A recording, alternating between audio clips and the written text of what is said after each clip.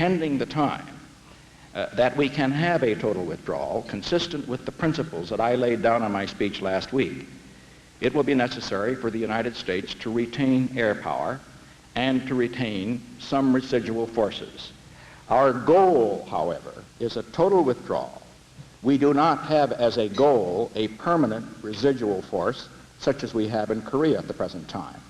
But it will be necessary for us to maintain forces in South Vietnam until two important objectives are achieved. One, the release of the prisoners of war held by North Vietnam in North Vietnam and other parts of Southeast Asia.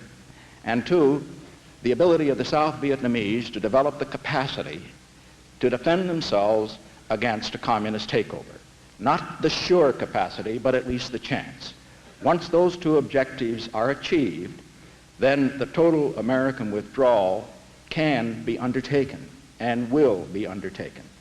We can achieve them earlier, provided the enemy will negotiate. As you noticed on October 7th, I indicated we will have a total withdrawal in 12 months if they would be willing to mutually withdraw their forces. And so, in sum, the goal of American policy in Vietnam is a total withdrawal with no residual force. But as long as the prisoner issue remains unsettled, and as long as they hold prisoners, and as long as the South Vietnamese have not yet developed the capacity to defend themselves, to take over from us the defense of their own country, a capacity that they rapidly are developing, we will have forces there.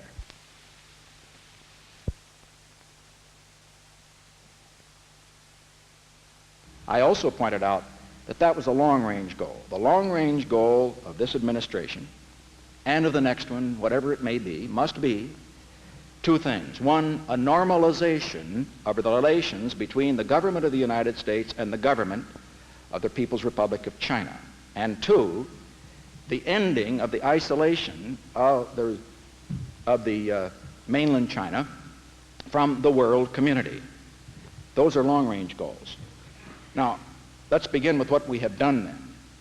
We can't go that far, that fast in one jump. And we cannot do it now, and I will not speculate on it now because it is premature to talk about either of those subjects, either recognition or admission to the UN. But I can point the goal and what we have done to get toward that goal and what it can mean to the future. Over a year ago, we relaxed, as you know, our travel conditions with regard to going to China. And also, we made some relaxation with regard to trade. Finally, we had a response from the Chinese, as you know, last week.